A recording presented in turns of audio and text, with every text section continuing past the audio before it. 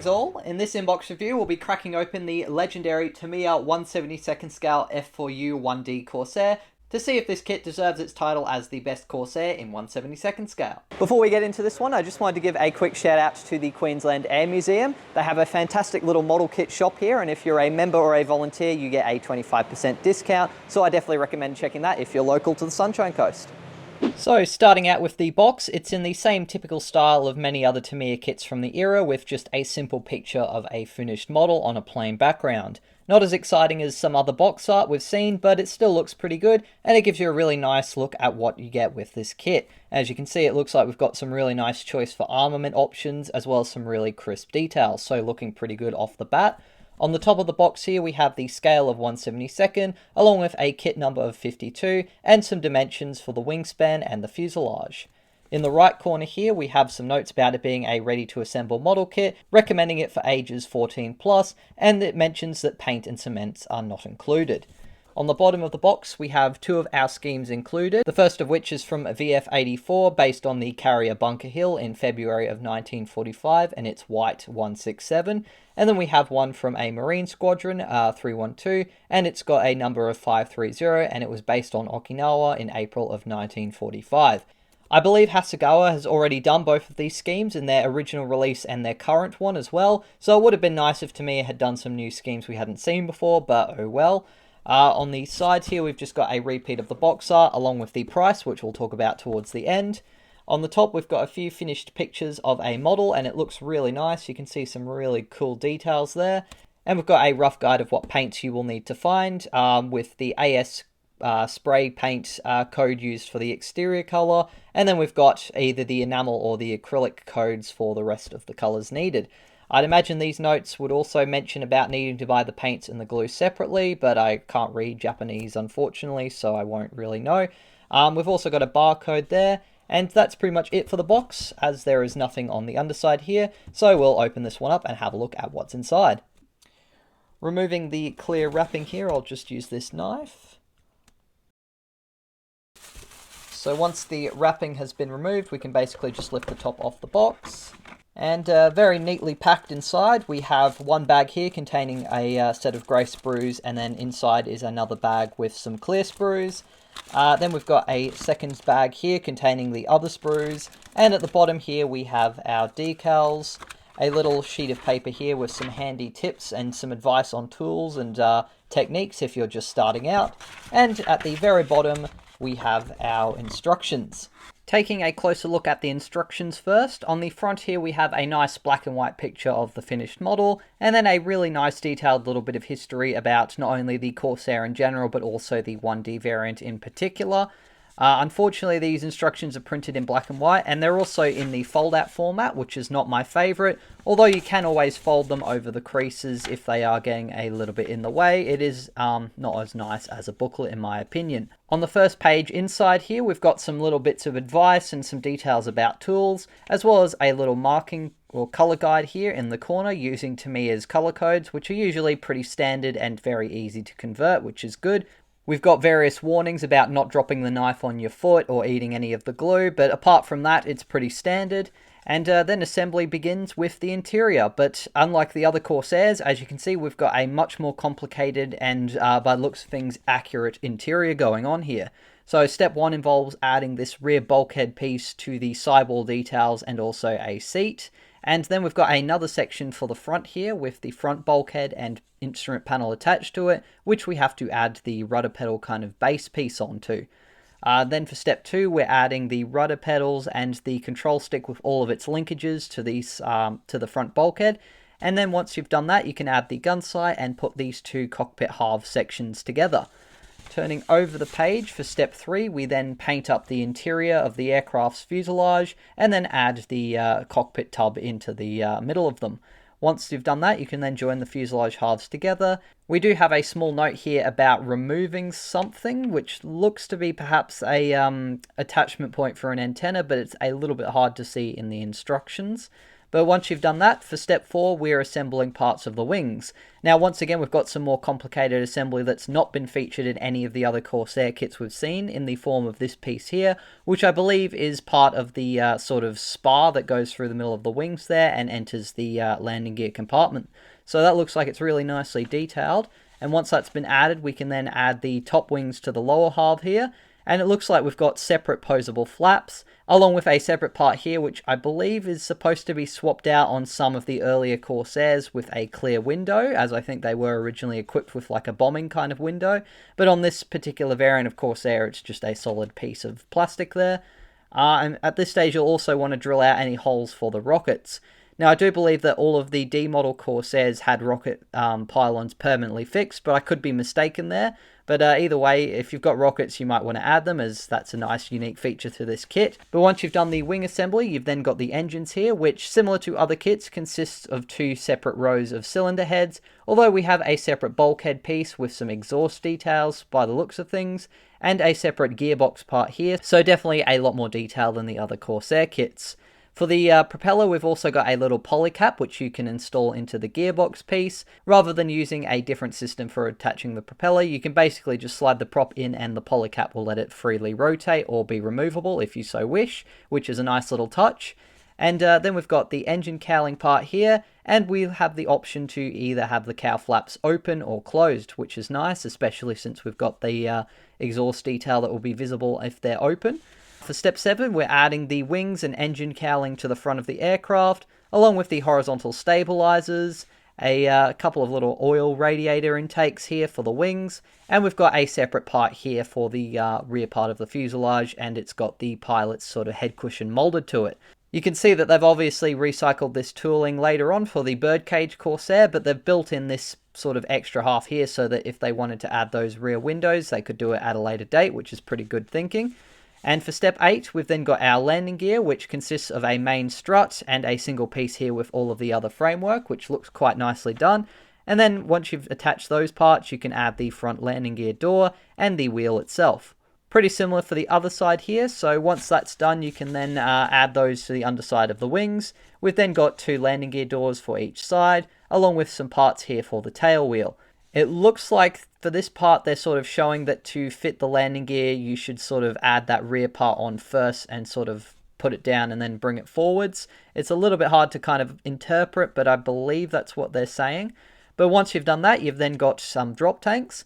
Now we've got the twin kind of drop tank style, which I think was more common on the later Corsairs. So to add those, you had to also, I think, drill out some holes early on. Just near the wheel well.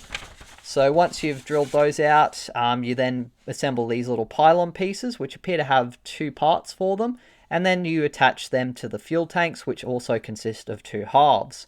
Then we've got our rockets, which have a little bit of assembly, although it looks like the pylons are molded to the rocket piece. Assembly just consists of adding that rear fin. And it looks like the pylons are already molded to them. Turning over the page, we can attach all of our rockets and fuel tanks. And finally, we've got the canopy assembly, which consists of 2 halves, so you can have it open or closed.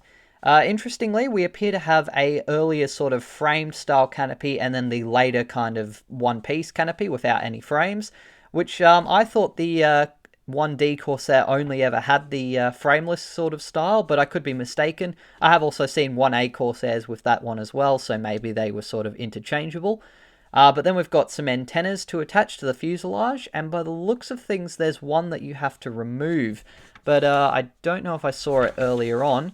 But anyways, we've also got a separate pitot tube, which is a nice touch. All of the other Corsairs I've looked at had the pitot tube molded to the upper wings, which is okay in that it's nice and strong, but you're very likely to damage it while you're handling the model early on. So I prefer it when you've got a separate piece for the pitot tube, so a nice little touch there from Tamiya. And the last thing to add is the propeller, which, as I've mentioned, just slides onto that gearbox piece and gets held in place by the polycap, but should be able to still freely rotate. So that's pretty much it for assembly. We have, by the looks of things, 3 markings included. The first scheme included is the one on the cover, and also I believe the one Hasegawa featured on their cover, which was VF84, number 167, from the carrier Bunker Hill in 1945.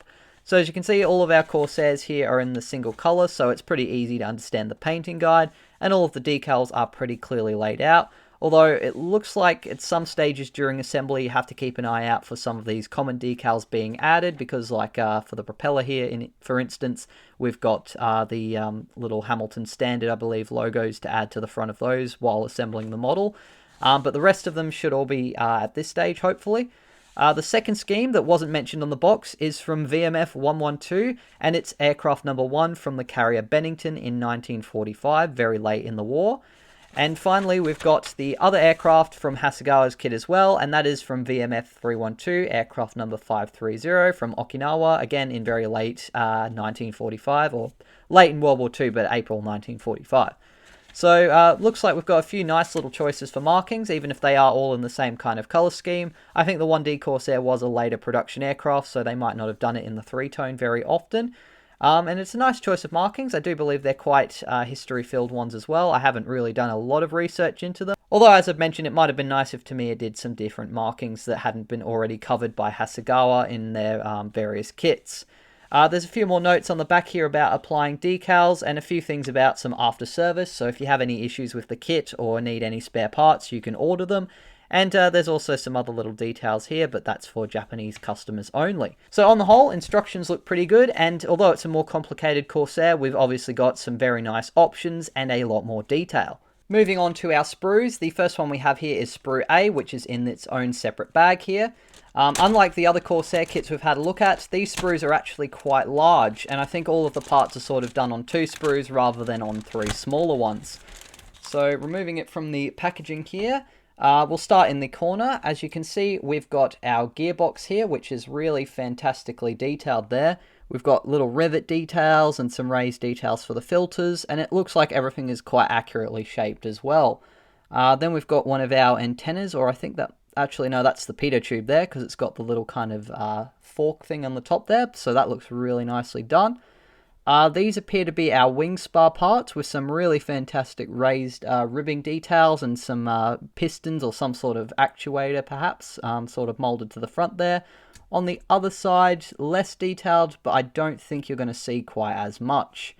We've got our main landing gear struts just above there, and they're really fantastically done. Really nice details on them, and there doesn't appear to be much of a seam line at all, so really quite cleanly molded.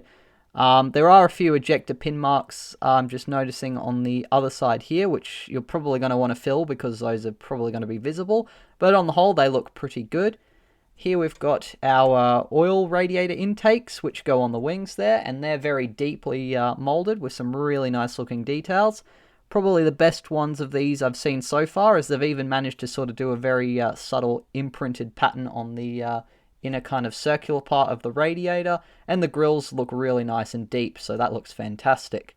We've got our wheels here, and interestingly, they've gone for the treaded or very light tread pattern rather than the diamond pattern. I thought diamond tread patterns were a little bit more common during the war, but they might have started simplifying them by using these, which would I imagine would be a lot easier to produce.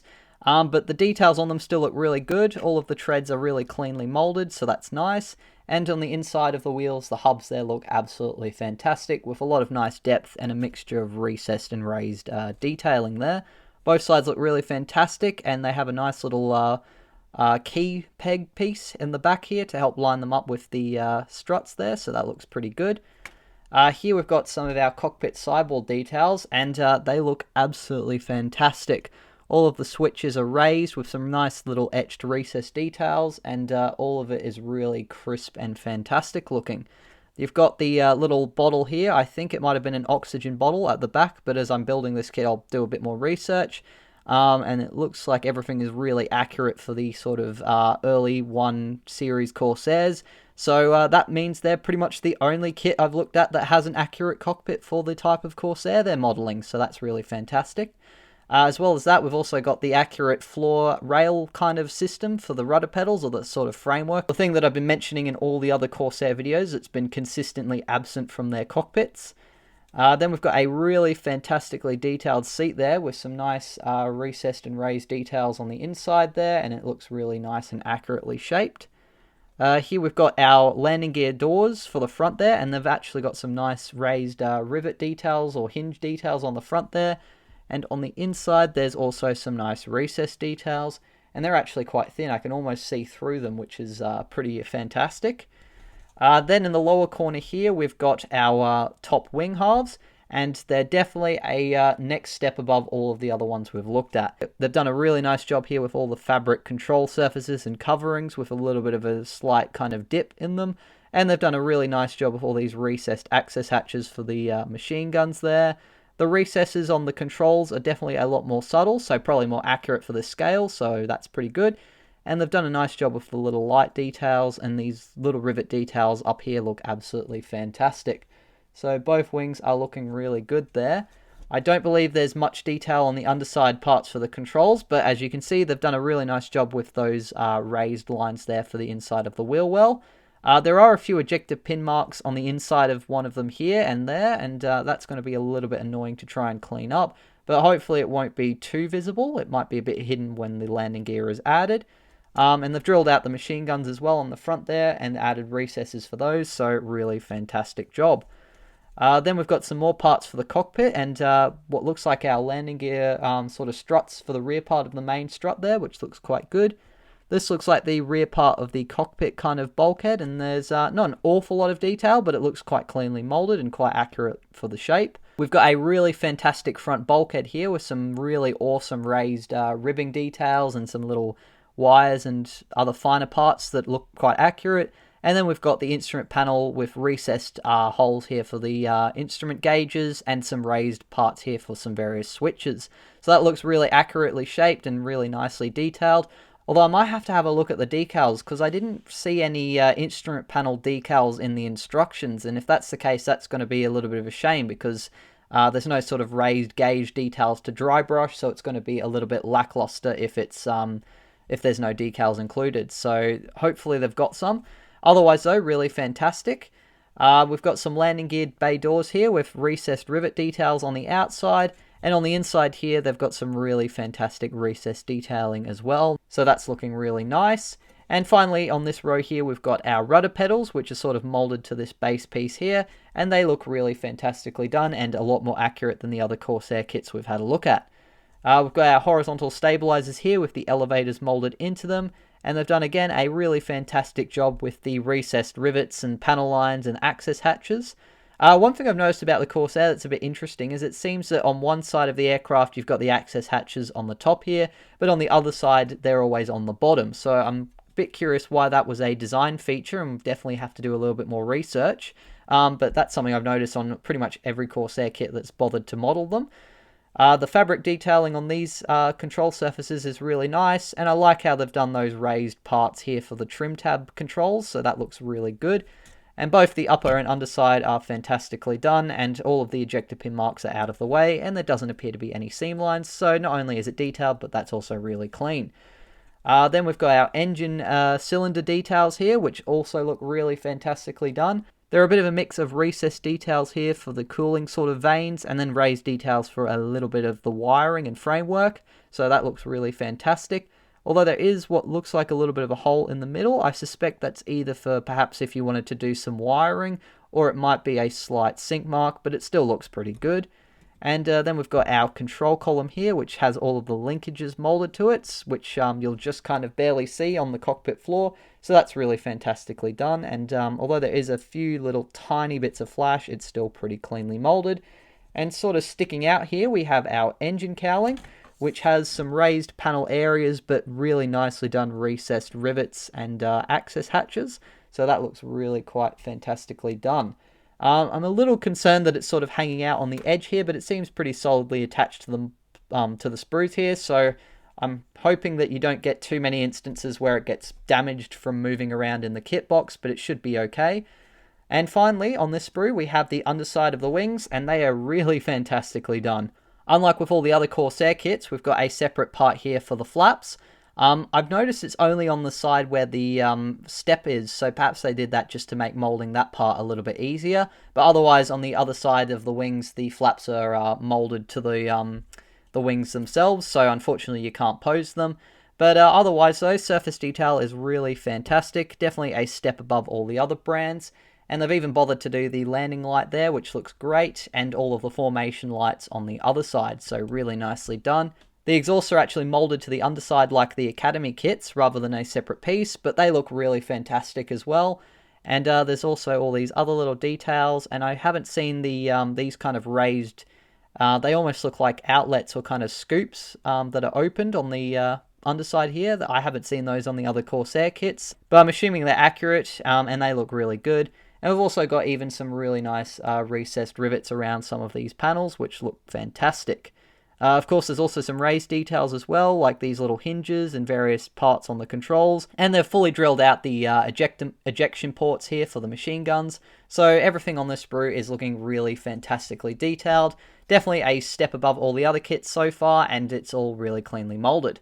And moving on to the second and the last bag of parts here, we have the smaller sprues, which I believe might be standard for just the 1D models, because I do believe they recycled the other parts for the other versions of Corsairs. But it contains, as well as the Sprue B here, the polycaps in a separate bag, which we won't probably have a look at too closely, because I mean they're just polycaps. And then we've got our clear parts. So for Sprue B here, we've got our tail wheel, and it's really fantastically done. There's actually some raised rivets details on the inner part of the tyre hub there, and all of the rest of the struts are kind of recessed, but they look really quite good. There is a small ejector pin mark on the middle of the strut there, which might need to be cleaned up, but it's nothing too major. We've then got our propeller here, which is really cleanly molded and really nicely detailed with the spinner there, looking really good. Interestingly, they've done this sort of raised lip, which is similar to the Hasegawa's propellers I've noticed, and I think that's to help you line up painting the yellow. I'd imagine you probably want to sand it down though, as it might be a little bit of an obvious lip, although it could probably be kind of useful for lining things up. Then we've got parts of our radiator, I think. Oh no, sorry, that's the rear fuselage piece that would go here. So they've done the recessed details there for where the canopy slides, and the headrest is molded to the rear piece here, so that looks pretty good. This is our flap with the little step in the middle there, and it looks pretty nicely done. Then we've got our exhaust piece here, which the cylinder head details will attach to the front of. So that's a really nice touch. I haven't seen in any of the other Corsair kits. Obviously, if you've got the cow flaps open, some of the exhaust is going to be visible, so I think that might be something I do, because that looks really cool. Speaking of cow flaps, they're right here as well. They're quite nicely done, and they don't appear to be too thick, which is really awesome. Might want to detail them up a little bit more if you're opening them up, but still really quite great out of the box, with all of the little recesses there for the individual flaps. And yeah, they're pretty cleanly molded, so not a lot of cleanup required by the looks of things. Then we've got our fuselage halves here, and as you can see on the inside, we've got raised ribbing details for the entire inside of the tail wheel area, which is awesome. And for the cockpit area, we've got raised ribbing, as well as these really nicely done raised details there for the radios and all sorts of little accessories for the pilot. On the other side, we've also got our throttle controls there, which are raised, and they look quite nicely done. For the outside of the fuselage, it's all recessed panel lines with a few little raised parts here for the trim tabs by the looks of things, and they're all really fantastic. They've even done some really nice rivet details around the front of the sort of engine area, and all those access hatches on the top look really great. I quite like their little raised tabs here, or the sort of hinges for all of those little access hatches. They look really good, and they've even done the little step ladders here as well, or the little thing that goes in for your foot. And yeah, everything looks really quite fantastic. Even the fabric detail as well is done on the tail, and that looks really good. Then we've got some other smaller accessories, such as our various antennas, quite nicely done. We've got our tail wheel door here with some nice recessed details on the inside, and not too much on the outside, but the shaping on them looks pretty good. Here are all of our rockets with the separate fins, and they're all quite nicely done. All very cleanly molded without too much flashing or any kind of seam line on them, which is impressive. And then we've got our drop tanks here, which have a little bit of the pylon molded to the top there, and then the underside is pretty smooth. So that's pretty consistent with all the other Corsair kits. I don't think there's too much detail to have on these drop tanks. But what is there, they have done quite nicely by the looks of things. And finally, we've got our little pylons here, which are quite cleanly molded again, although there does appear to be a small imperfection, which just vanished, maybe a little bit of hair or something. I believe for the pylons, these parts might actually be for if you don't have the drop tanks applied and they sort of just slot in place instead, but I could be mistaken. But yeah, everything on this sprue looks really fantastically done, really amazing level of detail, and everything is really cleanly molded, so not an awful lot of cleanup or sanding going to be required. The last plastic bits to have a look at here are our canopies, which come in a separate bag, which is great, as it means they'll be protected from getting scratched or damaged by any of the other parts rolling around. And the Corsair canopy is really a tricky thing to mold, I reckon, because there's a lot of curvature on them. But it looks like they've done a pretty decent job. On some of these sort of main sliding areas, as you can see, there is quite a fair bit of distortion. And there are points where the canopy gets a little bit thick. But for the most part, I think they've done a really nice job. And there doesn't appear to be any scratches or imperfections, except for this rather large one on the front windshield that I don't know if the camera's quite picking up, but there is a subtle one kind of going along here. Apart from that one, they all seem to be quite cleanly molded, and yeah, quality's not too bad. I might actually try and vacuform them, just because the Corsair canopy, as I've mentioned, is a rather tricky shape to mold, so it can be a little bit better if you vacuform it. But otherwise, though, they're really quite fantastic out of the box. You've also got a landing light cover there, which looks pretty good in terms of molding quality, and a gun sight here, which has some nice little details on it. And this part appears to be a window, which I suspect would be on early model Corsairs on the fuselage. I'm not sure why it's included in this Corsair kit, unless, of course, you add that and then you just paint over it if it's not a window. Because, as I've mentioned, I think it was just on early model Corsairs. And the final thing to have a look at in this kit are the decals, which have their own bag as well, which is great. Once again, it protects them very well from any possible scratching or damage while it's in the box. Although it is a little bit tricky to open. But yeah, we've got this little piece of paper there to sort of protect them even further. And having a closer look at the decals, it doesn't appear we've got a instrument panel decal. Oh no, never mind, it's here in white. So there we go, we've got gauge details as part of the decals, which is great.